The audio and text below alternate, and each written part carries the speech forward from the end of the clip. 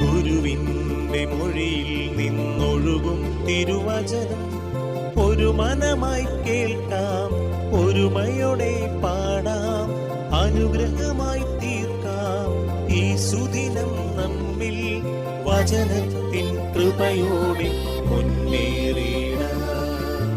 വിശുദ്ധ ലൂക്ക അറിയിച്ച സുവിശേഷം 18-ാം അധ്യായം 43-ാം തിരുവാക്യം. തൽക്ഷണം അവന് കാഴ്ച ലഭിച്ചു. അവൻ ദൈവത്തെ മഹത്വപ്പെടുത്തിക്കൊണ്ട് യേശുവിന്റെ പിന്നാലെ പോയി. ഇത് കണ്ട് എല്ലാവരും ദൈവത്തെ സ്തുതിച്ചു. കാരുണ്യവാനും സ്നേഹനിധിയുമായി ഞങ്ങളുടെ നല്ല ദൈവമേ, തിരുവചനത്തിലൂടെ അങ്ങ് ഞങ്ങൾക്ക് ഇന്ന് കാണിച്ചു തരിക.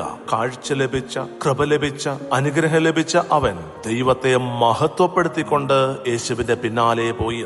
ദൈവമേ, എന്റെ ഈ ഭൂമിയിലെ ജീവിതത്തിൽ ഓരോ നിമിഷത്തിലും അങ്ങ് എനിക്ക് എത്രയോ അനുഗ്രഹങ്ങൾ നൽകുന്നുണ്ട്. ദൈവമേ, ഇന്നിപ്പോൾ ഞാൻ അങ്ങയുടെ തിരുമുമ്പിൽ ഇരുന്നുകൊണ്ട് അങ്ങയുടെ തിരുവചനം കേൾക്കുവാൻ അങ്ങ് എനിക്ക് നൽകിയ കേൾവി ശക്തി, ഗ്രഹണശക്തി, എന്റെ ആരോഗ്യം, എന്റെ വിശ്വാസം എല്ലാം ദൈവമേ അങ്ങ് അനുഗ്രഹമായി എനിക്ക് നൽകിയതാണ്. ദൈവമേ, ഇവയെല്ലാം ഓർത്ത് ദൈവത്തെ മഹത്വപ്പെടുത്തിക്കൊണ്ട് അങ്ങയോട് കൂടെ ആയിരിക്കും. ദൈവമേ, അങ്ങയെ വളരെ അടുത്ത അനുഗമിക്കുവാൻ ദൈവമേ ഈ മകനെ പോലെ എന്നെയും അനുഗ്രഹിക്കണമേ എന്ന് പ്രാർത്ഥിക്കും. അവൻ അനുഗ്രഹം പ്രാപിച്ച് ദൈവത്തെ മഹത്വപ്പെടുത്തി യേശുവിനെ പിഞ്ചെന്നപ്പോൾ അത് കണ്ട അനേകം ആളുകൾ ദൈവത്തെ മഹത്വപ്പെടുത്തിയതുപോലെ, ദൈവത്തെ സ്തുതിച്ചതുപോലെ എന്റെ ജീവിതം കണ്ടുകൊണ്ട് അനേകർ ദൈവത്തെ മഹത്വപ്പെടുത്തുവാനും സ്തുതിക്കുവാനും ഇടയാകും വിധം എന്റെ ആത്മാവിനെയും ജീവിതത്തെയും അങ്ങ് ക്രമപ്പെടുത്തണമേ എന്ന് ഞാൻ പ്രാർത്ഥിക്കുന്നു. കർത്താവേ, കരം പിടിച്ച് ചേർത്ത് പിടിച്ച് അങ്ങനെ അനുഗ്രഹിക്കണമേ എന്ന് പ്രാർത്ഥിച്ചുകൊണ്ട് നമ്മുടെ കർത്താവ് ഈശോ മിശിഹായുടെ കൃപയും പിതാവായ ദൈവത്തിന്റെ സ്നേഹവും